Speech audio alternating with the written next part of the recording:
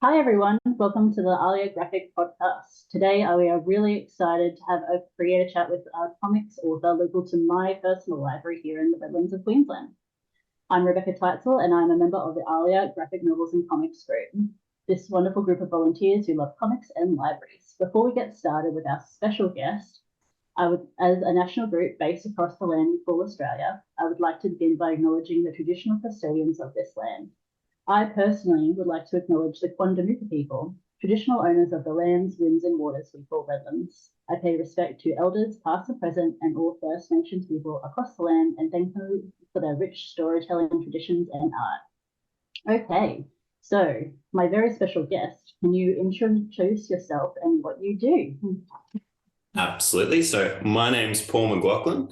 So I'm a writer. I've written novels and short stories and children's comic books. And most notably, one here today is Lil Viking Space Rangers, which I also which I also created. Amazing. So for those who have not read or interacted with Little Viking Space Rangers, can you describe what that is? Sure. So it's about two young girls, two young sisters who are very talented at or show promise in archery, magic, and optimism. And they travel through space, essentially just solving problems for hire. Uh, and they're hired by some of the most illustrious and bizarre characters across space. That's really cool. It's a really fun little graphic novel series. So, what was the process of writing Little Viking Space Rangers? Can you step me through kind of how you started and then how you ended up to publication? Sure, sure. So I'll step on the process first, just because the I think it's evolved since the original idea, because I'm getting closer and closer to a more deliberate process. I've just finished chapter 3, in completion, and I've just finished the draft script for chapter 4. So in process, now I already have like a general synopsis for each chapter, like before I even touch the draft script. So how it generally operates is I'll write a very just a draft script. Everything's all like it's more just a storyboard, but all of it's there. And then from that, I get started on a even more basic just paneling. So it's stick figures. I generally do it on something I'm very comfortable with throwing away, the back of pages and stuff. And that just incites, because oftentimes that informs the script again. Like, so through that process, I get an understanding of where I haven't given enough exposition, context in sort of scenes and whatnot. So then that informs the script. So I go back, and that through that process, I probably go from like an 85% script to a 95% sort of script, to talk very vague, statistics. But then after that script's done, then I go back to, then I actually do make the roughs, the paneling that will be shown to the artist. And that has, a general understanding of what the positioning of the characters, expressions, if I can fit it, or it might just be an arrow saying sad, happy. And I'm getting better. Well, to be honest, I'm working hard to get better to a point where that's not, it doesn't look ridiculous to a professional artist. And yeah, I would try, like, one key tip that I've found there is that I'll actually impose like the text that will be relevant to the thing, because oftentimes you'll just do a sketch and leave that off. But I've realized just having the text there allows the artist to go, okay, cool, well, I'm not going to have any room for background here. Why should I even bother? That sort of thing. So yeah, and then after that, I pass that on to the illustrators, and they charge. Oftentimes it starts with a meeting where like they'll hammer out, because a lot of the time, even if it'll be a line in the script or it'll be a dodgy picture, but it won't have the full understand. Like, I've kept a lot of things in my head, so a lot of their job is them teasing out the information, going, okay, cool, but how did you see this actually making sense, that sort of thing. Liana is Liana is especially amazing at that sort of process. She likes everything to make sense before she even dives in, and then charges. So yeah. For those who don't know who Liana is, can you talk about what that process is? Yeah. Yes. Yeah. So Liana Wright is the illustrator of and cover creator for chapters. Well, she's the cover creator for all of them, and she also illustrated chapters 1 and 3. And also, I should mention Trudi Monteath and Sarah Rackemann did the illustration, or did parts of the illustration for chapter 2.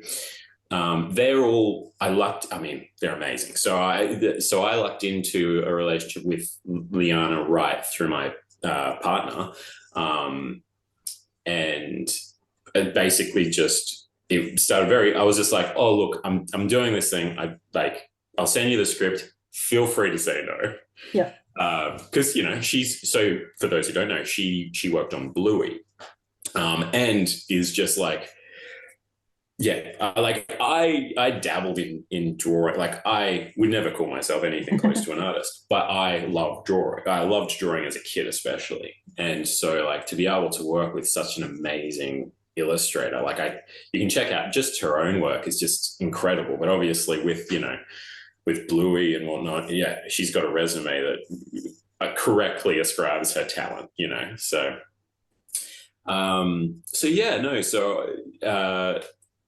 So that's who I've worked with for the illustration. And then generally what happens is I'll pass on. So we'll have that initial meeting. They'll go off and I, to be honest, as said, I'm not a professional artist. They are given free reins to go and do their thing. And generally at every stage, they'll come back for review. So for point of context, so they'll do the characters, and then we'll sit down and we'll go. And again, it'll at every stage they might be teasing more information out. Like, okay, but how did you see this? Are there what you've probably got information you're working on? What are they going to be like in a few chapters' time? Is it all right if we go with a softer look, or are they actually going to be really badass in a few chapters? That sort of stuff actually is important when creating characters, especially over a lengthy series. So they do the characters, then they do the props / background and settings, and then they do the roughs, and then they get started on the final spiel.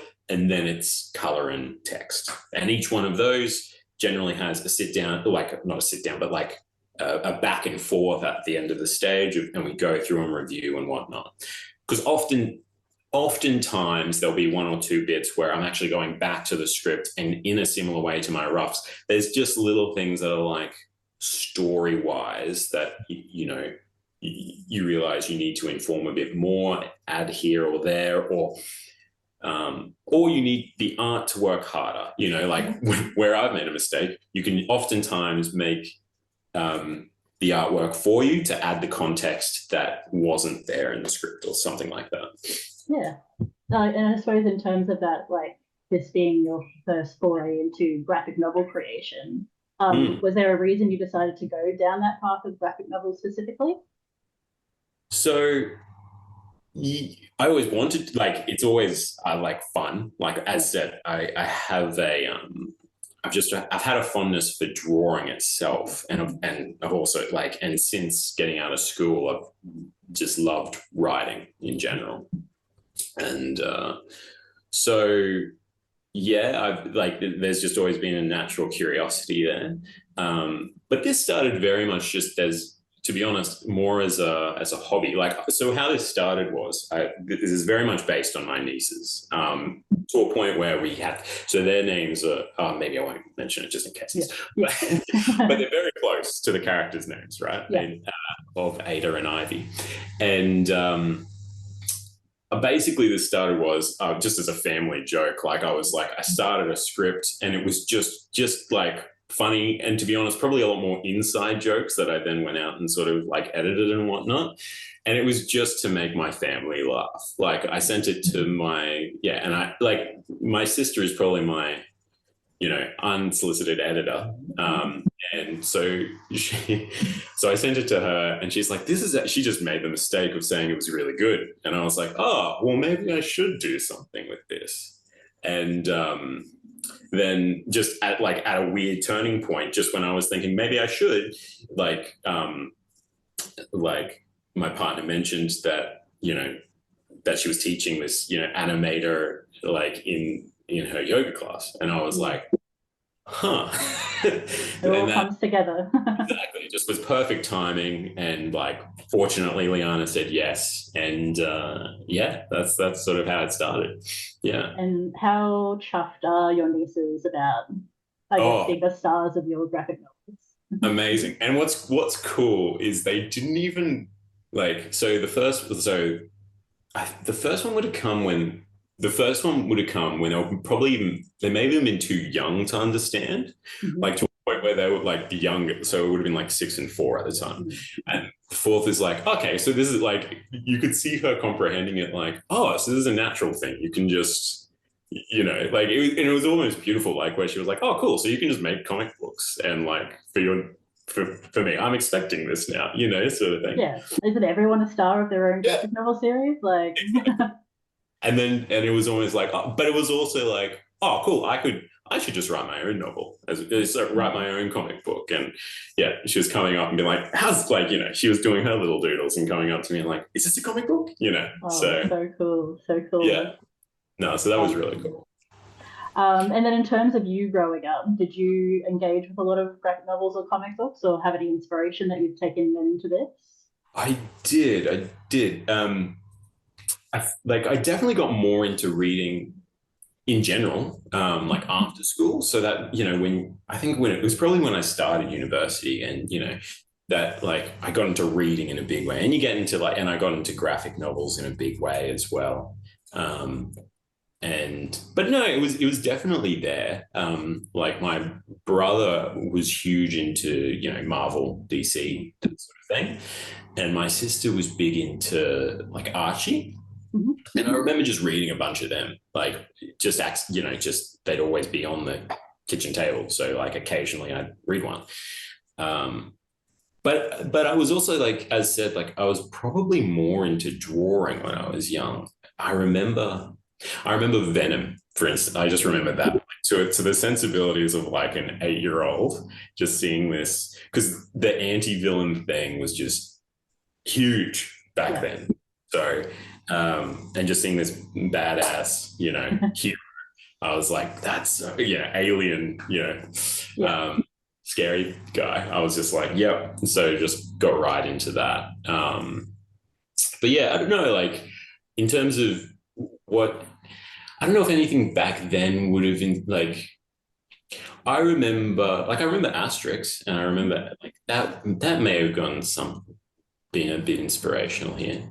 More than anything though, I think like I remember reading like a Simpsons comic. And I remember realizing, oh, this isn't funny. Like I was a huge Simpsons fan. And I remember the comic book not being funny. And I was like, it's really hard to make, I was like, oh, that's a challenge. Like to make a comic book funny would be tricky, So I think I lodged that away, because like, don't get me wrong, I'm not calling mine hilarious. It's got a few good punchlines, but and I'm not saying that there's definitely some hilarious comic books out there.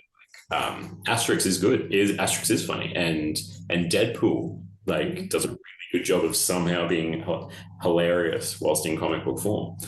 But yeah, no, I definitely lodged away of like, it would be cool to be able to make a funny comic book set. Yeah. Yeah, definitely. And then in terms of you personally as a comic creator, you've got some experience now with libraries and being a comic creator. So can you talk on that a little bit? Because that's how we met each other. Sure. Yeah. No, yeah, like, so like libraries, I didn't even know that library, like back when I was young, I don't think comic books were allowed in, in libraries, to be honest. Made it hard because they were super expensive. They are super expensive. Yeah.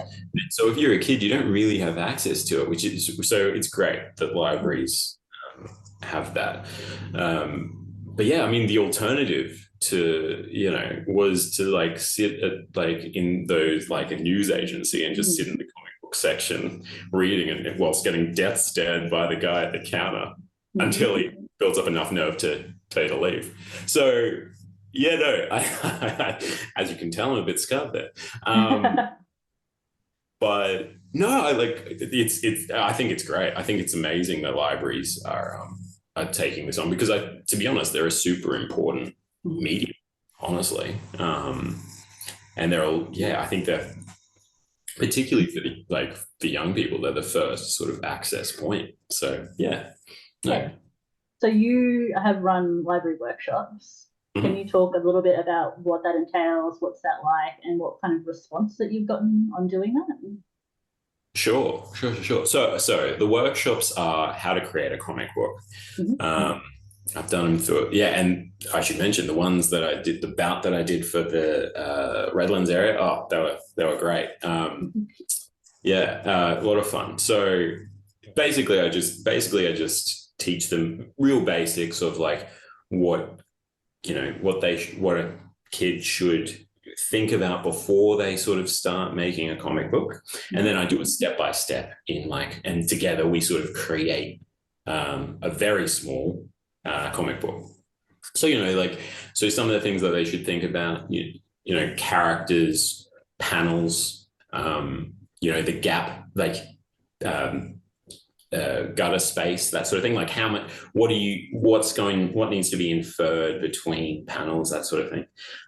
Dialogue placement. I mean, I'm breaking this down into for them as well. But yeah, no, so we get into a bit of that, and they create their own characters. This is the big thing, and that's super fun, and I encourage that, that they go crazy there, sort of thing. And then they create their villains, and they create like a sidekick, and then basically I've done up like a script that they then slip their character names into, and then they position that dialogue into I then give them like a break, like 2 pages of panels, and they essentially make their own comic book fitted into that collage. So it's cut and copy, less messy. So yeah, no, that's the process. I mean, in terms of review, it's great. I've had great feedback. I've done it for some schools. I mean, it is educational. It does fit to some of the like grade 4 curriculum, but more than that, it's just fun. And how interesting that, because I've obviously seen a lot of comic book programming, and we quite often very much hone in on that drawing side of it, because a lot of kids obviously they love to draw, but it's so interesting then to come in with this more actually how do we do the dialogue, how do we create things, what's important there, and picking that out. So I'm sure teachers and librarians are really happy to see those kind of workshops come available. Yeah, absolutely. And I think a big feedback. I did this for a school, and there was I think it was a class of 30 or somewhere around there, and there was 5 neurodivergent kids in there, and they were like, look, they even gave me sort of, they told me beforehand, look, in case there's every chance that they'll just won't be able to participate really. Don't worry, just keep going. And the other, and therefore, and I was like, cool, that's sweet. But to be honest, and this is like, I was blown away by this. Four out of the five were able to sort of keep going and see it through. And a big part of that is, there was one that they were super impressed with, and because she had struggled with English, like English subject, and like she, because the script was broken down, she was actually loving that she could use, this was readied for her, and it made sense to her, but it just allowed her to, it gave her a tool to sort of speak in a way. So yeah, I think it was, that blew me away, that I was like, oh, I didn't even see, I wasn't even doing this deliberately, but it was great to see that was coming, to help her out. Yeah. That's amazing. Are there any other highlights that you can think of, like with your library workshops? Or, I mean, that one's pretty amazing. Look, it was fun in that Redlands one. My nieces were able to come to one of them. That was cool. Oh, actually, the best one. Mm-hmm. I went to the Victoria Point one. Mm-hmm. Yep, and did a workshop there, and then like one of the girls was like, actually came up and was like, look, unfortunately, I like, we need to go, but I love this. I'll see ya. I was like, oh, no, that's fine. And then she actually came back to the workshop at Cleveland, and like, even though like she left like a fraction before the finish, but she came back for the workshop again the second time. So that was humble. That was cool. That was very cool. She actually came up because she won a prize. So I gave her the book, and she won the book in the first one. And she comes up to me in the second one, and she's like, I read it. It's good. From a child, that is the most ultimate praise, isn't it? Oh, yeah, exactly. I was like, it's probably how I would approach any of my, like, or like, if it was Patrick Rufus, I wouldn't want him to get a big head. It's like, you've got books to write, so I don't want you to realize you've done it. You've got a lot more books to write, but just, yes, it's good. Continue. That's brilliant. And then in terms of doing this programming, do you have any advice for librarians or libraries who are interested in incorporating graphic novel or comic workshops into their programming? So you've created this very niche kind of how to create it yourself. Yeah. I always think that the best way to do it, and it's long serving, is just to get maximum, like, I mean, obviously, but like maximum involvement or like collaboration where the kids are actually like interacting and whatnot. Yeah, and I don't know what exactly, like a book club, although I guess there's probably a non-lame way of doing that for kids, but I don't know exactly what that looks like. But even if it's a drawing club or a writing club, for that matter. But I think like there's just a lot of joy. Like I think people fall into the trap of often thinking that readers and writers love to be alone just because they fall into the group of being introverted. But no, I think there's actually like a secret joy in being able to share your creativity with your best mate. I mean, that's what's cool about the workshops, is that, so often like two friends will be sitting next to each other and they'll be like, look at this thing that I drew. And they'll be like, whoa, or it's a dad or it's a mum and they're like, helping their kid draw. And, so no, I definitely think that, like, I think that there's something to the whole collaboration side of things. And yeah, I mean, there's no secret, like there's probably a reason why a lot of like those famous authors are friends and whatnot. There's a lot of, yeah. Oh, what a brilliant concept. Like you often think about, and I suppose more in the adult space, that kind of starved and lonely artist thing, but there is a big thing about community, and I guess that's where libraries come into play, is like making that space for community. Exactly. And I would have, to be honest, like again, I just think it's a misnomer. Like, I think people that go the distance probably have plenty of friends, and because honestly, that's what it takes. You're going to need people. You're going to need people to read your work.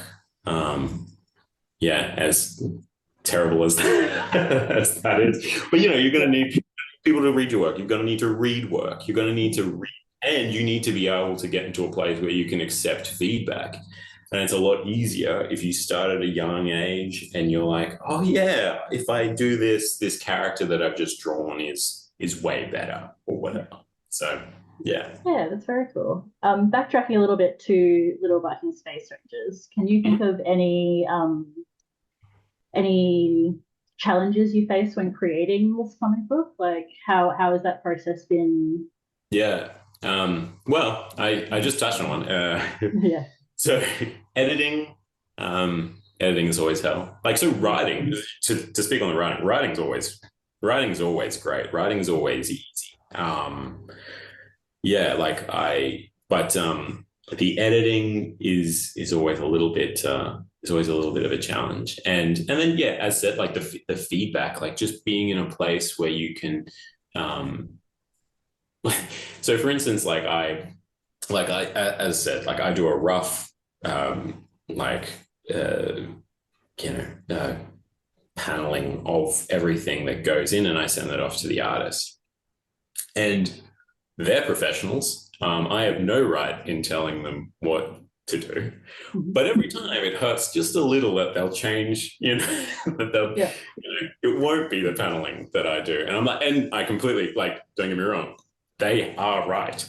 But every time I'm like, oh, really? Yeah.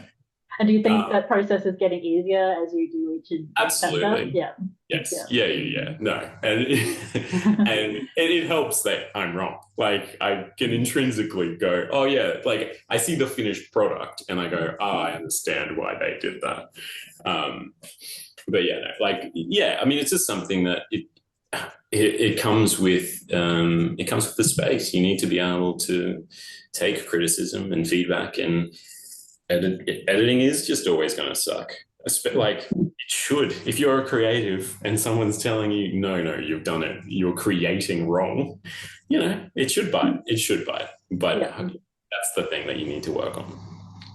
And then what are you working on next? Is it just focusing in on this story, or are you starting to think of other kind of things? No, so as I said, like this was more of this is a hobby that has turned into a full thing. But no, where I've started, like I've written a novel in the past that I've taken off Amazon, and so basically I wrote that at a time where like I was struggling to find time, and like since then I've actually been able to carve out more of my time. Like, I've gotten a part-time job to help me facilitate this hobby of writing. So now that I can put some proper time to it, I want to do things right. And so now, so I've now done a novel. And I'm basically just in the editing phase of that. It's an adult fiction, adult sci-fi. And just chipping away. Are you able to give any teasers of plot or title or anything, or is it all still very? Cool. It's a very it's a very conceptual. Like, it would probably take me half an hour just to explain stuff, but it's very it's fantastical and and science fiction-y all rolled into one.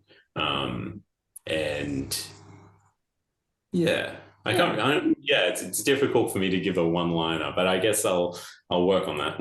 Yeah. And then in terms of this graphic novel series, have you already plotted an ending? Like, is it, you're like, okay, there's 5 chapters and that's it, or? So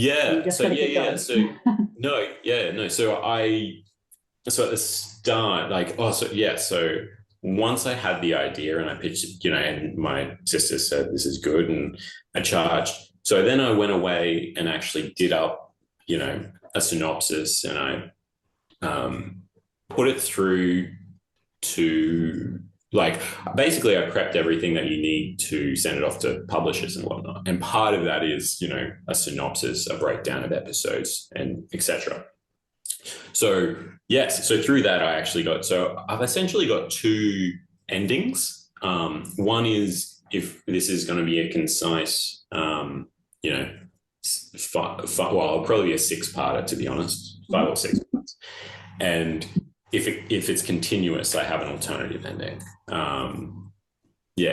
Part of that is I'm hoping that I'm hoping that I can do the continuous version for the fact that I need to work in more. I've had more nieces and nephews since the start. Oh, they all need to have a spotlight. They all need to go. Exactly. They all need to have their own chapter. So, yeah. Oh, brilliant. Oh, that's really, yeah. It's so interesting that you've got those both kind of plotted out to have a go.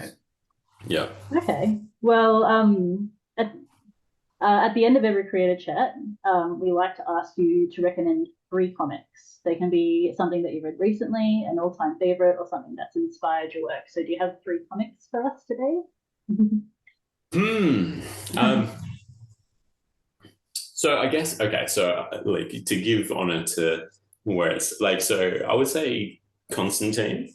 I mean, classic DC. And honestly, like I'm probably selecting it just because it's the best character in comic book form, I think. Like it's very like Ulysses, like where he's like, it's just a really cool character. He's got a personality of his own. He's not, he's not dull. That's great. And then also on top of that, he's sort of underpowered. He's only winning on his smarts, which is rare especially in the DC Marvel sort of worlds, So that's cool. What else? I would also add, I mean, not to go heavy on DC, but Watchmen is a classic for a reason. Anyway, enough said. It's probably on every list. And then the other one is I would say Wings of Fire. My nieces got me into it, but it is great. It's just super readable. And I actually read the first, like I think, and also like I'm aware like the textbooks came first, I believe, but the graphic novels add something like they're just super like I haven't read any graphic novel that is as readable. Like is I blitzed through them, and they're a great story. So. Yeah, they're very fantastic, and they do get borrowed a lot. I know from my library service. They're and rereadable. Like people just continuously picking them up again and again. So yeah, and it's cool. It's cool to see the kids. They'll have like favorite scenes from, which is it's great. That's awesome. Okay, well, thank you so much for having this chat with me today. Thank you. Everyone, just keep an eye on the Alia Graphics socials for what's coming next. I might stop the recording there. Cool. Thanks, guys. Cheers.